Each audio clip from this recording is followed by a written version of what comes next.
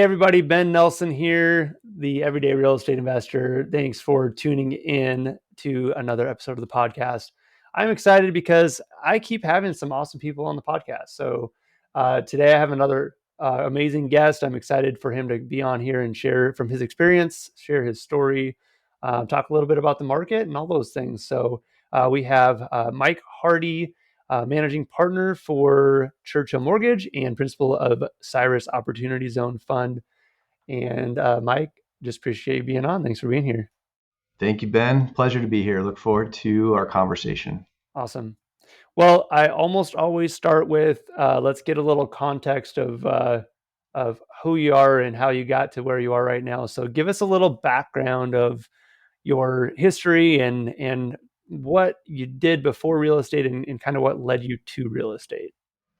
Sounds good. It's an interesting story. I'm I'm a husband of 26 years and father of four kids that range from 22 down to 15.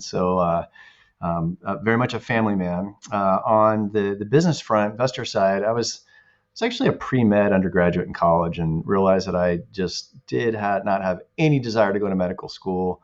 I'd finished a degree, but I ended up taking a whole lot of business courses, got a business minor, and became a financial advisor right out of college. Did that for about 5 or 6 years. And so that's my formal training and early career background. And then, long story short, found myself fascinated by the mortgage banking business. Had a friend of mine that was in the business, and it's like no one really ever ends up in the mortgage banking business by intention. I realized that I love people, I love numbers, I love real estate. It was a sweet spot for me, and so I moved into the mortgage banking space. And then there's a whole story of that going through the Great Recession, and then moving into the investment world and fund management world after that. But that's how it started: financial advisor into mortgage, and then the world kind of opened up from there. Awesome. Okay. Um, from a investment standpoint, talk about maybe your first dive into being an investor. What did that look like? How did you make that turn, I guess, or that change that direction from just being the mortgage banking to like, oh, I'm going to invest as well? And what did your first couple investments look like? What did you do for your investing when you first started? Yeah, absolutely. So I ended up buying a triplex. So I had bought my primary home, and then ended up buying a second home and keeping that as a rental. So that was sort of like early stages. But then, sort of moving from there, had an opportunity to buy a 3 unit that was really kind of a distressed property. And so it was just a whole new world for me. So moving in and buying this 3 unit property, did that with a partner, and going through and renovation, and we had an eviction, and just I was scared to death when I first did it. I mean, it was overwhelming to me at the time. I look back and I'm just sort of, it's almost comical, like how much I stressed about things that are really sort of very insignificant. But as a young investor, it was a big deal. But my first one was really outside of renting a townhouse, that was my first purchase. Buying this 3 unit to just figure out the game. That's how it started for me. That's great. And I want to touch on something because I just was talking on another podcast about how I started and I started very, very small. And I won't get into that story here because I want to hear more from you. But I think the point is like, I think a lot of people when they start out that they look at people that are doing things and doing like, I could never do that. I can even, buy one rental property. I'm too scared to even do that. And I I think a lot of people don't realize that we all felt that. That's part of the process. And you just can't let that stop you. And that's the difference is that people that are successful in this business or really in anything, you can feel that fear and that stress and then you just don't let it stop you from making a decision. I mean, that's that fight or flight thing, right? Where it's like, wait, there's danger here, but that doesn't always mean it's a bad thing, right? There's healthy fear and there's unwarranted fears. But the fear is always there. And I think for me, I love the word courage and I love the word intention, living with intention and living with courage. And courage is taking smart, healthy, calculated actions in the face of fear that's always there to some degree. But the Hmm. majority of the fears we have in life are unwarranted. At least that's what I've noticed as I've had the courage to kind of move and grow and progress. So, Yeah. I mean, I'm doing a lot of transactions now. It looks very, very different, but there's still fear there that never goes away. And that's something that I had to come to terms with. Is it's much more contained, and my risk analysis is highly structured now, but the fear is always there to some degree, and I don't know if that will ever go away. I actually think that's a good thing because Hmm. it keeps us sharp and alert. And I don't ever want to become numb to these things, but for me, it's always been a part of the equation. I just need to keep it in its proper place. Yeah, you kind of learn to manage it a little bit better, right? Yeah, yeah, but yeah, it's there to protect you per se, but it also can hold you back if you don't manage it properly. So that's great. I didn't want to gloss over that because I think that's an important point that if people are listening and oh I could I just can't even get past the idea of buying something. You know what? We all been there, and you just have to take that step and take that know what you're doing, you know become educated, connect with the right people, but ultimately you have to take that action step. So awesome. So let's talk a little bit more. We touched a little bit on mindset there. I felt tempted to just kind of go down that road. We'll get there, I think, All right, in a fair little bit. enough. But You're the but guide. yeah, You're the talk about. guide. So you started with a triplex. So pretty uh, small, your residential triplex. I think before that you said you rented out your personal residence, which you hear that a lot as a starting point too. But where did that lead you to ultimately? What are you doing now in the real estate space? Sure. So now, I guess it's coming up on 4 years ago, I launched a real estate opportunity zone investment fund. And that was to really kind of be what I think is the best of a bunch of worlds, which is best thing I've ever seen in the tax code. And it is, it's a way outside of a 1031 exchange to defer capital gains income, capital gains tax, and then also have all of the growth inside of the fund, as long as it stays there for a 10-year window, can exit tax free. So it's mind blowing that the benefits of the opportunity zone. But I saw this a number of years ago, as I was, I have properties. I do a lot of fix and flip properties. That's become something that's kind of a bit of a niche of mine. And so I'll have, 5 to 7 going at any given time now.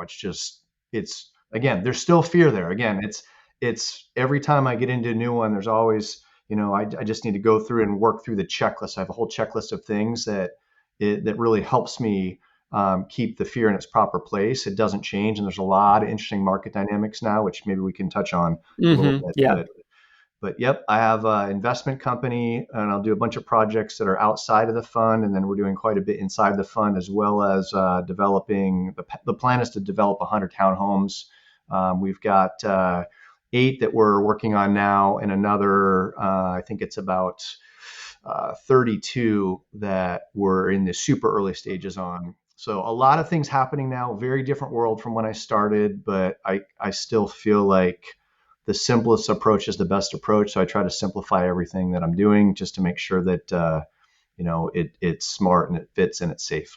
Awesome. Well, the fact that you're and people like you are doing things like this is you know kind of proof of concept with what they were trying to do, which is basically bring capital into some of these different areas of cities that were underfunded or underserved, and try to get some improvement in these areas. So it's good to see people uh, doing that and taking not only advantage of the opportunity for the tax benefits. I'm assuming that's for your investors. You're bringing investors in; they're getting the tax benefits to do these projects, and you're managing the projects, and then the community benefits as well. So it's a win for everybody. Yeah, the opportunity zone, I think it's amazing how it's structured. I mean, the whole point of it is to attract capital into underserved areas that need money for development and then give significant tax advantages to investors in order to do so. And so it's really a win-win. I mean, it's pretty rare that you have both sides of the aisle that are real excited about doing something. This fit into that bucket. This was formed initially from the 2017 Jobs and Tax Act, and it sunsets in another 2026, another couple of years. It'll sunset. So as up until that very last moment, anything that is a project that there is capital gains tax that would be due, my personal plan and then my recommendation to a lot of investors, doesn't fit every scenario, is to push the gains into a qualified opportunity zone fund in order to be able to experience those benefits. So it is very nice because it helps everyone. It helps the investor. It also helps the underserved areas. It's pretty rare that happens at the same time. Yeah, absolutely. And I don't want to get too deep in the weeds on the opportunity zone aspect, but just to kind of touch on a couple basics on it, and you may have alluded to this a little bit in your comments earlier, but you can not only do you have the tax benefits, but you can actually, normally you can't 1031 exchange. It has to be like kind, right? Real estate to real estate. I believe, now correct me if I'm wrong, but I'm pretty sure you can actually do a non like kind exchange into an opportunity zone fund. So you're basically trading like stocks, say, for an investment in real estate, and you can still get those deferred gains by doing that. Am I Yes, wrong or right about that? you're exactly correct. Okay. It could be gains from real estate. It could be gain from securities, from crypto. You can sell art. It's any capital gain that you would pay tax on. You can look at, was it line 7 on your personal tax returns? It's going to be capital gains, gain or loss. And if there's a number there, it doesn't matter if it came from real estate or from anything else, that is eligible to then be contributed into a qualified opportunity fund. Now, here's the part that's different that I think is really important to keep in mind is with a 1031 exchange, you can never take possession of the money. It needs to go to an accommodator and then into the next property, right? Meeting the rules, 45 days, 180 days. Mm-hmm. With this, you can actually have possession of those gains for up to 180 days and then move it from your pocket into a fund and still qualify for the exclusion. So Interesting. if you've had gains, look at line 7, look back 180 days, and It's as not long too as late. it's not too late, it's not too late. And that's kind of unique about the OZ strategy. That is cool. So yeah, so I've always thought it was great because it can, people sometimes feel stuck maybe, in an asset class. So, they're invested in a bunch of paper in the stock market, and it's like, well, I'd like to turn around and put this in real estate, but I'm going to have so much in gains. It's just not worth it. It's going to dwindle my principal to the point where it doesn't make sense. Well, here's an opportunity to do that and make that transition and have that ability to do that. Right. It's an ideal strategy for a busted 1031 exchange. Yeah, that Have is this yeah, be your yeah, plan B. Most of yep. our investors, I mean, an ideal 1031, hard to beat that. But if Actually, for some reason, I did not think of that scenario, but that's 100%. That's a great opportunity, right? For that, where it's like, oh shoot, I'm okay, and you never want to like let the tax tail wag the dog, as they say. You don't want to invest in something just because you're avoiding or deferring, not avoiding the capital gains. But it's definitely worth a look if it's like, hey, you know, this 1031 exchange blew up. Here's an option to not have to pay those capital gains and continue to keep your money invested. So that's a great point. Well, great. Okay, so I'm going to jump into. Let's talk about the market a little bit. So I don't what you're obviously invested in opportunity zones. So there's specific areas of markets. Talk a little bit about the particular markets that you're involved in and why those markets, and then we'll jump into a little bit about the market as a whole. Sure, absolutely. So, I mean, I invest in the areas that I know for the most part, or that I have, boots on the ground with very trusted acquisition managers that know an area. So, I'm a relationship guy, and one of our competitive advantages have been just the fact that I've been in the mortgage banking space for so long. I have a lot of relationships with real estate professionals where we become a go-to and get to see off-market opportunities, just scenarios where somebody needs to sell quick for whatever reason. And our niche is really to be kind of like above mom and pop, but below the bigger Wall Street funds. We find there's a lot of Hmm. inefficiency in that space. Yeah. And so really the things that we're doing, I live in Laverne, California. My office is in San Dimas. We've got a couple of different offices around, but what we buy is, have a project in Pasadena, Opportunity Zone projects. Majority of those are Inland Empire.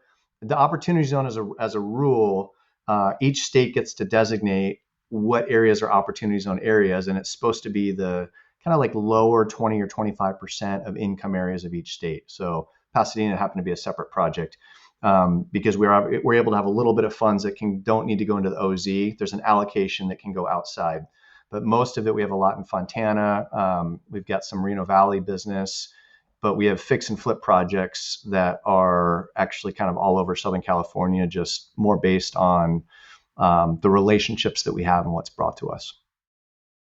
Okay, awesome. Yeah, and I think that's not to go all the way back to Opportunity Zone and the nuances of it, but a big part of you're not parking your money in these opportunity zones. You're into something that's already set up and turnkey. You're the whole point of the fund is improvement, so you have to substantially improve, and there's parameters around what that is, but you have to actually improve the land or the structure that's there, because the whole goal is to make the area better, not to just buy something that's already there and park money and not have to pay taxes. So just a little nuance there. These are projects that you're adding value to the community. Okay, great. Well, let's talk about the market in general, just because that's a hard transition there. But let's get into it because um, you know the media tells a lot about the market, and there's a lot to kind of decipher there in what's truth and reality. So, um, you know, last half of last year, we did see a little bit of bumpy ride in the end of the year, and so people were definitely coming out of the woodwork saying the sky is falling.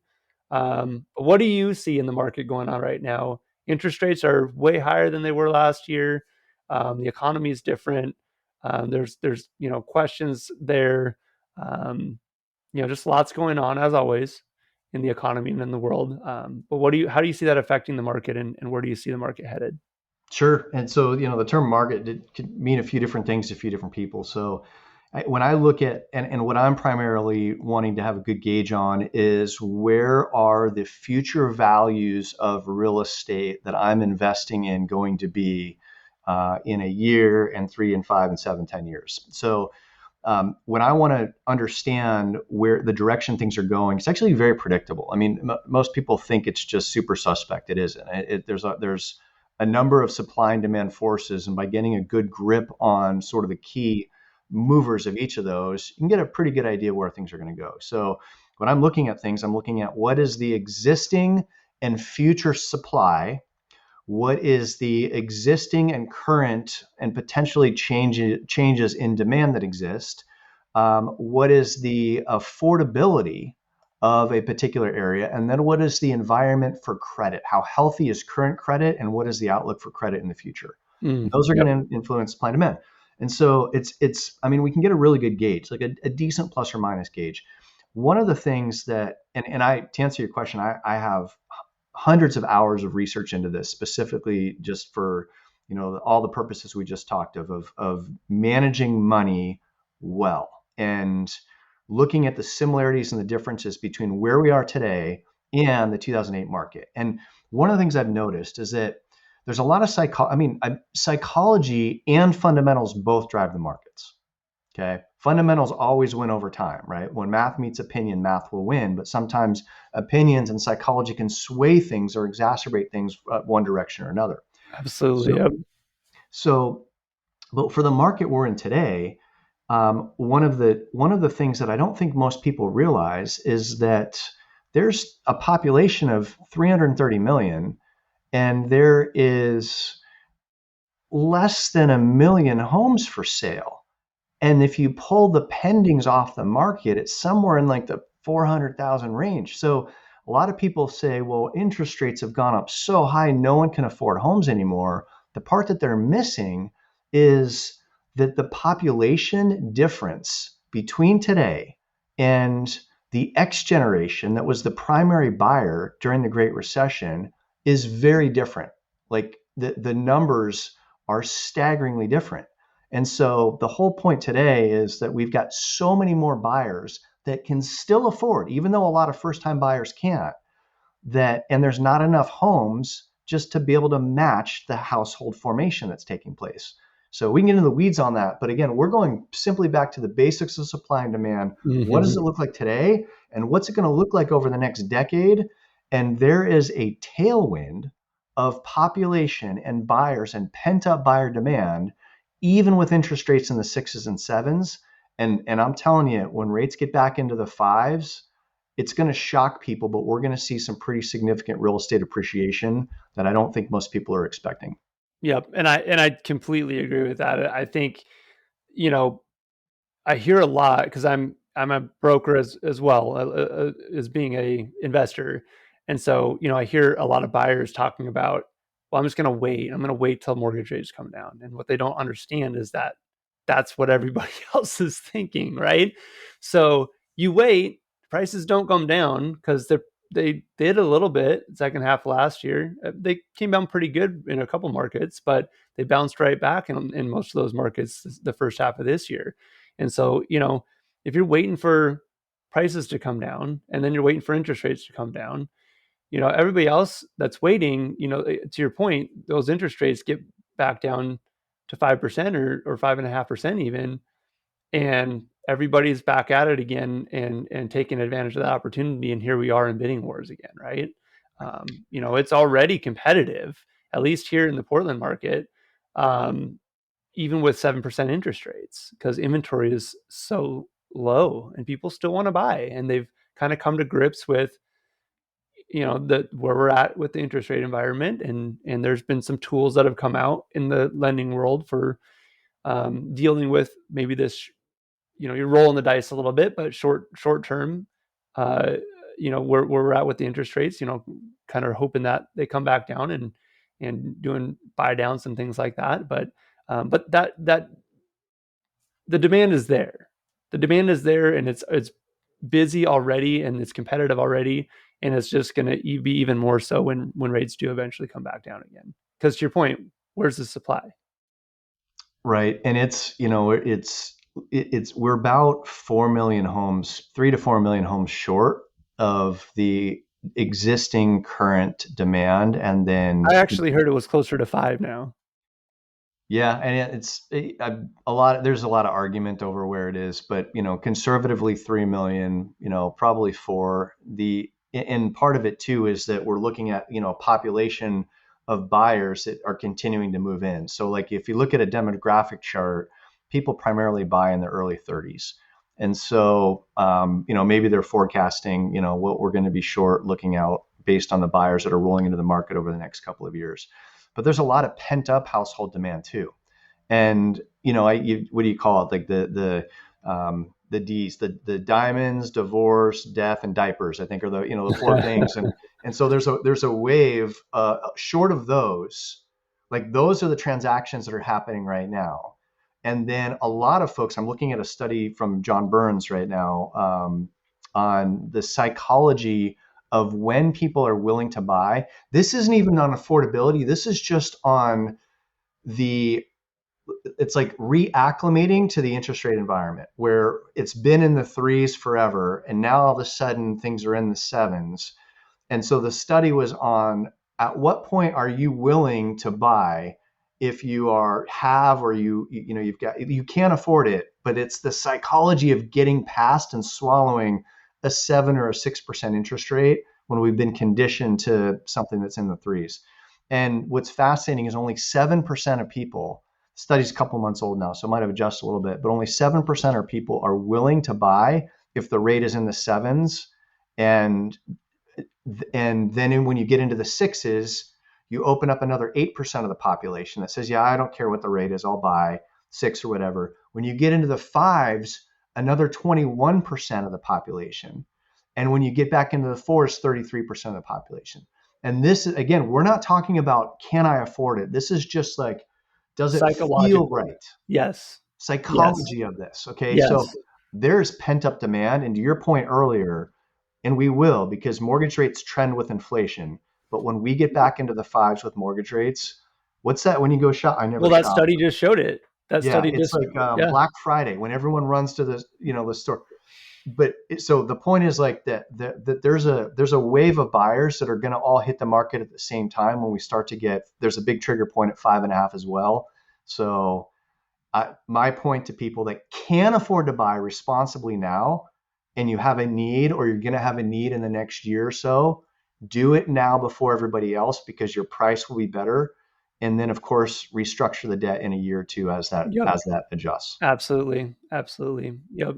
Yeah. And I always tell people too, in addition to that, if you're looking to buy a personal residence, I know we're talking, this is an investment show, but we're talking about, competition out there too. Like, and if you're flipping your end buyers a resident, they're going to live there, right? So it affects you. But, can you afford it? And are you going to live there? Does it suit your needs, and are you going to live there long term? Like, yeah, because then it really doesn't matter what the market does. The price only matters when you're buying and selling, right? So if you buy and then your plan is to stay there for a year or two, and there's a dip in the market, yeah, that's a bummer. But if you're going to stay there, if it's a long term plan for you, less of a big deal, right? So, that's something to take into account. If you're just trying to time the market with interest rates and there's never a perfect time to buy, right? There's never this equilibrium market as an investor or a residential buyer where like buyer and sellers are like totally even on negotiation and the market there and interest rates are completely favorable and that just doesn't work that way. It doesn't work that way. There's always shifts. It's always either a little bit more of a seller's market or a little bit more of a buyer's market. Interest, you wait for this perfect storm of low interest rates and it's a buyer's market. Yeah, that's not going to happen, right? I mean, it has, but it's not likely. That Yeah, it would have to perfect be some storm. sort of a black swan event, but Yeah, like all those things, you put that in like the 1 to 3% likelihood category, and you can't build a life or a strategy around, like some outlier event that could happen. yeah, So I'm a family guy and I'm an investor, and I think there is two. You bring up a really good point. There's two separate strategies. Are you buying a primary home that you're going to live in, for 3 to 5 years or longer? Yes or no? And that's one bucket. And then okay, I'm an investor, and then it's pure math, and you have to hmm have hmm some predict what are the variables, what's the current rental income, what's the expectation of future rents that you can have as like an escalating increase year over year based on some conservative metrics. And then of course depending on whether it's single family or units, you've got your cap rate, or you're going to have what's the appreciation for an area based on basic supply and demand. So it really is not complicated. It's just getting a matter of getting clear on, is it a strategy that is going to help you reach your financial goals, especially for a young investor. But that's very different from to your point, a primary home. Absolutely. Yeah. Yeah.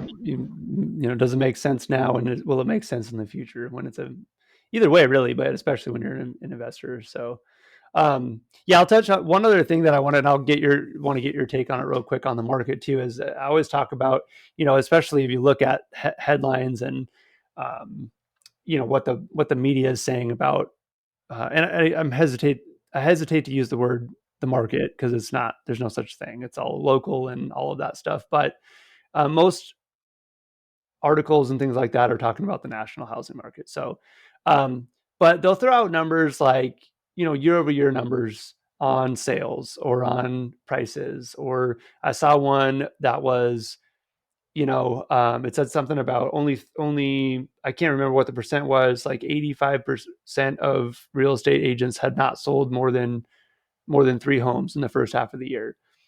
And you see things like that, or sales are down 20%, year over year versus last year, and people see that and they get scared, right? Oh my gosh, like it's down, what's going on?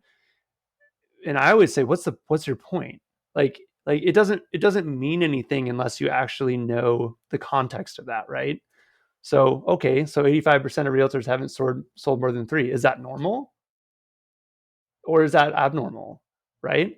Okay, sales are down 20% year over year. Well, what were they last year? Okay, was that normal or was that above what it should have been? Like, what was normal? So I just think you're a data guy. You've done a lot of stuff. I mean, I'd be curious if there's anything else because you see the same thing. Oh, foreclosures are up. Well, what does that mean? It's nothing like even close to what it was even before the crash in 2008. It's a blip, but you could argue that they're up because they're up versus what they were. But it's a number that doesn't matter, almost, right? Yeah, I was saying, if you're ever in doubt, zoom out. And so really the Well, I question like is, that. I like that.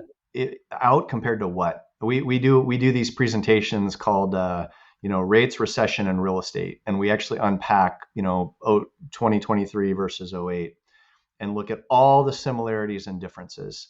And you actually are describing like three or four of the slides that we hit head on, and one of them is media headlines. And we go Mm-hmm. through and we take all these media headlines, and there's what you feel when you read the headline and then what's really happening. And one of the slides is on foreclosures, and it's talking about how foreclosures are up 100%. And so we show this sharp increase, and then we zoom out so Yep. you can see it And in it's context. nothing. And it's like instead of a tsunami hitting you, it's like a little wave rolling over your ankles. I mean, it's the Yeah, most, it's crazy. silly Yeah, thing. and that's where you have to go. You have to dive deeper than the um just the title on or the article, because they're trying to spin it a certain way and they sell based on clicks, right? So they're trying to put a headline out there that's going to make you click on it. Um, and it doesn't matter if the spin is correct or not. They got you to click on the story. So you have to always dive deeper and say, okay, what's the reason that they're putting this out there? And then what's the deeper story behind it rather than just this little piece of information? And, I always say you can't, one piece of data, you can't draw a conclusion on one piece of data, right? People use that all the time. Oh, prices are higher than they've ever been. They can't possibly go up. Well, that's one data point, and it's happened every decade for the last since we've had housing, right? So you got to look deeper than that. You got to look at all the different pieces of it. Otherwise, you're just drawing conclusions based on just this fraction of the data. So you bring up a good point in talking about real estate, and that's actually something that bothered me years ago until I could finally put it into context, and that had to do with what is normal appreciation look like? Like, how does that work? And if you look at real estate over the last 50, 70 years, it grows about a 4.5%, 5% trend line.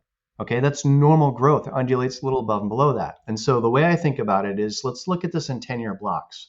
Or actually, let's look at it this way. How long does it take real estate to double? Okay, so rule of 72. Real estate in a normal market is going to double in about 15 years. And in an aggressive market, it's going to double closer to 10. And in a slower market, it's going to double closer to 20. And that's just the trend rate. Think of it like a kid Mm-hmm. growing. Yep. Like, they're going to grow different paces, but they're going to go, there's a direction it goes, right? And it has to do with a whole series of things. And so anyway, I'm a context guy, a zoom out guy. And so like what, and then one other thing is, a lot of times human nature is to recognize patterns. And when we see real estate run up and then crash, and then we see it run up again, and everyone says, I've seen this before, it runs Mm-hmm. up like this and then it crashes, we draw a false conclusion without looking under the surface at all of the other things to see what's the same and what's different. That's why we do this Exactly. webinar. Exactly. Yeah, and that's exactly what I was getting at is like, so if your only data point is that there was a big run up of prices, and so last time that happened there was a huge market crash, you're drawing a conclusion off of one piece of the data, one aspect when there's really, you know, what about foreclosures and what about inventory levels and what about the rest of the economy? I mean, there's so many different factors. Um, that you just you're looking at one piece of it, and you have to look at the big picture. And maybe you still make that conclusion. I mean, I don't when I look at it, but maybe you do. But at least you've looked at everything instead of just looking at one piece, Right. right? Yeah, it's like trying to solve a look at the picture of a puzzle with, without the corners, and then with only a little few handful of the puzzle pieces there. You can, like, what you don't want to do is make long-term material financial decisions based on partial information. Right. Absolutely. That's very true. Yep. Okay, well let's spend just a few minutes here. Let's dive in. We've talked a little bit about mindset just kind of throughout this, but I want to dive into it just because there's a lot of people maybe listening that um, they're fighting. I know they are, because everybody does, right? We talked about it earlier that some aspect of their mindset, their the fear, just getting past some mental hurdle. And I know you're super into that stuff and love talking about you're into behavioral science and why we do things and why we react to things. So let's touch on some of that and maybe try to get people past some of these hurdles that are holding them back. Yeah, absolutely. I think, our mind can be our best friend or our worst enemy. And there's a saying that comes to mind, which is your mind can make a hell of heaven or a heaven of hell, which is pretty disturbing. And Mm-hmm. so it begs the question of, no different in my mind than how do we exercise our body? How do you exercise your mind so that your mind is a weapon, not a deterrent? Right? Almost think of it like, I heard a physician talk at a program I went to, Entre Leadership, called Dr. Carolyn Leaf, I believe was her name, and she talked about how, like, it's almost like a second person that is there, and it's always chirping. And so being able to control a lot of it, I think, like, there's a lot of it has to do with, I think, first of all, what we put into our mind consistently over time, no different than how we would feed ourselves and the nutrition that we Mm-hmm. eat. Yep. And that is going to then end up like building on itself, either in a positive way or a negative way. But there's a saying I really like, which is your thoughts create your emotions, and your emotions, energy and motion, like your emotions then create your actions, and your actions repeated create habits, and then your habits create lifestyle, and lifestyle forms character, and then character opens up, like, opens up and unfolds your destiny in a sense. But it all starts with controlling and filtering your thoughts in a Mm-hmm. way that allow you to, I mean, no different than if you just shove junk food in at all times, you're going to end up unhealthy physically. I think the exact same thing applies to our mind. Absolutely. Yeah. You had mentioned your thoughts, and then, again, going back to your thoughts are a function of what you feed it, right? What are you listening to? What are you watching? What are you spending your time, um, doing? And that's going to ultimately lead you to think in one direction or another, right? If you're sitting there watching the negative news every night, you're probably more likely to have a negative mindset than if you are, say, listening to a podcast like this or someone, one of the other great podcasts out there that are encouraging you to go out there and do more, and that you can, do all these bigger things. Which one is going to feed your thoughts to go out there and create and be successful, right? I mean, if you're constantly being fed negative media, not that you should be ill informed, but um, and who are you hanging around, right? Who are your influences? What are they speaking into your life? Are they telling you, are they saying your goals and your dreams are stupid and there's no way you can achieve that? Are they talking, negative to you and feeding that, or are they speaking life and all that stuff into you? Yeah, absolutely. Dream it and go do it. You can make this happen, right?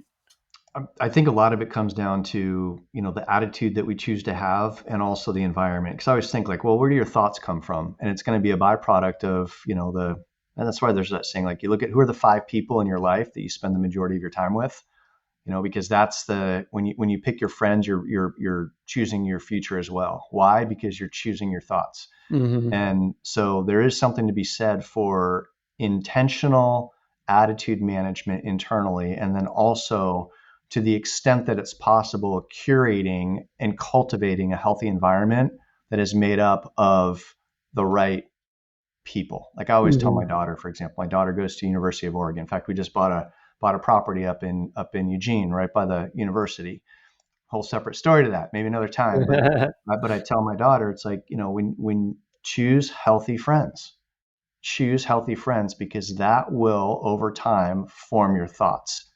And so there really is something to be said about curating our environment. And part of that has to do with by being intentional about the people we surround ourselves with.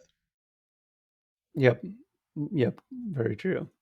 So I'm going to put you a little bit on the spot on this one, but if someone's like just feeling stuck in their mindset, they just can't get over that mental hurdle, maybe they're letting fear get in the way of taking action. What's one or two things that you would say, do this um, to help you maybe overcome that and get to the other side where you can take action?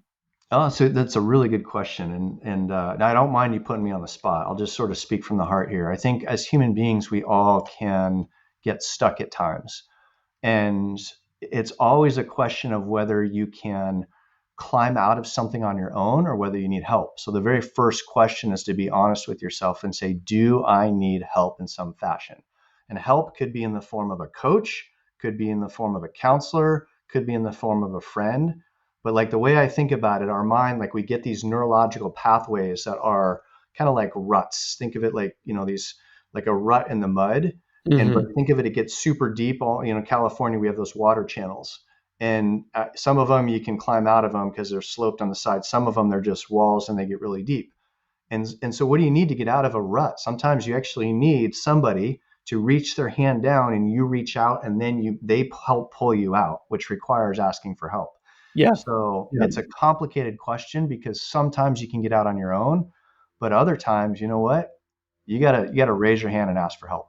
Yeah. No, that's a good point. I think sometimes it's, with some of the different messages that are out there, it almost seems like, well, if I ask for help, then I'm weak, right? I should be able to figure this out on my own, or get past this hurdle on my own, or overcome this obstacle on my own. And I think pretty much anybody that's seen a high level of success is going to tell you that they had people help them get there, right? We all need help at certain times, and we can't. Hey, we're meant to help each other, really, and not just try to do this all on our own. So great advice. I appreciate that.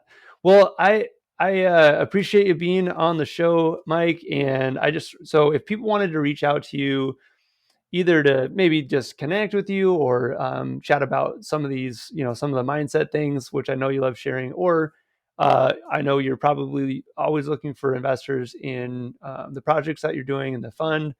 If they have some questions around that, what's the best way for them to reach out and connect with you? Yeah, absolutely. I'd say Mike at cyrusozfund.com would be best. We can maybe put that in Mm-hmm. the show notes. Mike at cyrusozfund.com, and then if someone wants to, I've got a fair amount of some of the things I'm doing on my. I have a website, mikehardybio.com as well. Can be connected through that.